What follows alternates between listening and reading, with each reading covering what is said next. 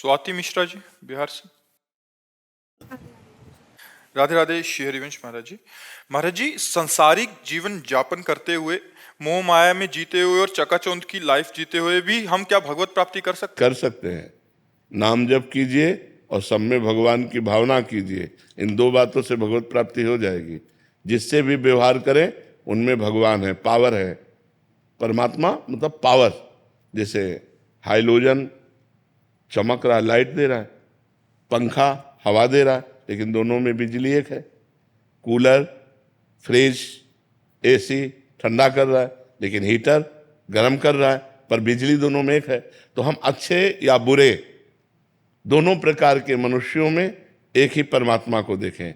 जड़ या चैतन्य दोनों प्रकार के जीवों में एक ही परमात्मा को देखें और नाम जप करें, भगवत प्राप्ति हो जाएगी। पर है कठिन, है कठिन। जो हमको गाली दे रहा है उसमें हम भगवान को देख सकते हैं क्या? जो अनुकूल चल रहा है उस पर तो भगवान को देख सकते हैं, लेकिन जो प्रतिकूल चल रहा है उस पर भगवान को नहीं देख सकते। पहले पहले मैं ऐसे लोगों से नफरत करने लगती थी जो मेरे साथ बुरा व्यवहार करते थे, लेकिन आपके वाणी सुनने के बाद मैंने जिनसे जिनसे मेरी नफरत थी, मैं उनके लिए भी अच्छी चीजें मांगती हूँ कि भगवान उनको सद्बुद्धि प्रदान करें, भगवान उनको स्वस्थ रखें, भगवान सुखी रखें। ऐसी भावना करोगी तो मंगल में तुम्हारा भाव पवित्र होना शुरू हो जाएगा। और नाम जप जरूर कीजिए, नाम जप के द्वारा ही भगवत प्राप्ति होती है। डॉक्टर पंकज शुक्ला जी। राधा वल्लभ श्री हरि। राधे राधे महाराज जी। गुरुदेव, आर्त भाव क्या है? क्या इसके भी प्रकार हैं? क्या आर्त भाव भी? आर्त भाव का मतलब होता है संकट निवृत्ति। आर्त भाव, जब हम संकट में हैं तो उसकी निवृत्ति के लिए जो हम पुकार करते हैं भगवान से, उसे आर्त भाव कहते हैं। वो कई प्रकार की संकट निवृत्ति हो सकती है। शारीरिक संकट निवृत्ति, मानसिक संकट निवृत्ति, आर्थिक, सामाजिक, बहुत प्रकार के संकट हैं। संकटों का तो जाल बिछा हुआ है। संकट निवृत्ति के भाव में भगवान को पुकारना आर्त भाव कहते हैं, कि हमारा ये संकट दूर हो जाए। जैसे द्रौपदी ने आर्त भाव से पुकारा अपने शरीर रक्षा के लिए कि हमारे शरीर से वस्त्र न जाए। गजेंद्र ने आर्त भाव से पुकारा कि हमारा जीवन बच जाए। ऐसे कई प्रकार के संकट हैं और उनकी निवृत्ति के लिए पुकारना आर्त भाव कहा जाता है। उनको पाने के लिए श्री जी मिल जाओ।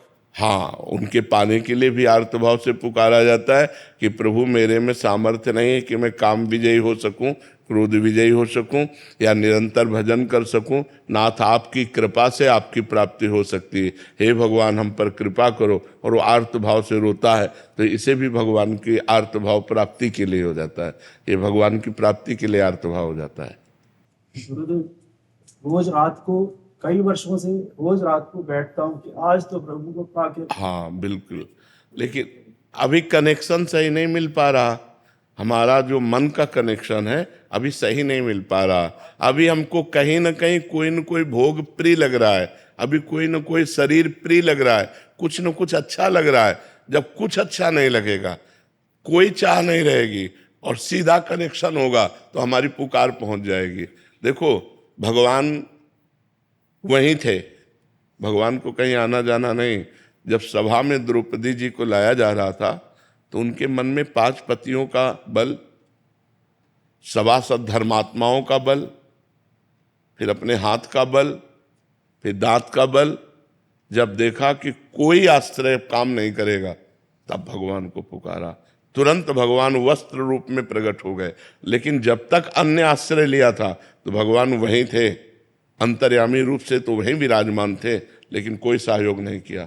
तो हम रोज रोएं और रोते रोते कभी ऐसा रोना आ जाए हृदय से कि अब तो जिया नहीं जाएगा भगवान के बिना, तो वो कनेक्शन हो जाएगा।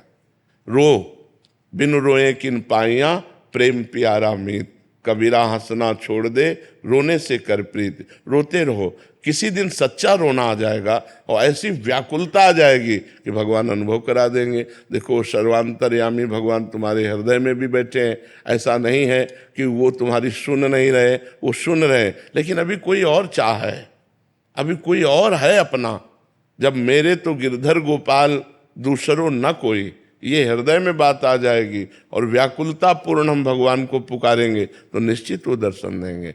जैसे अपने काशी के घाटों में भूख प्यास कष्ट सहते हुए रोज आज महादेव मिलेंगे, आज महादेव मिलेंगे, रोज आशा रहती, और एक दिन ये आशा पूरी हुई। तो ऐसा नहीं कि भगवान हमारी आर्त भावना को नहीं सुन रहे, लेकिन जब तक कोई और है, वस्तु व्यक्ति स्थान कुछ भी और है, तब तक भगवान दर्शन नहीं देते।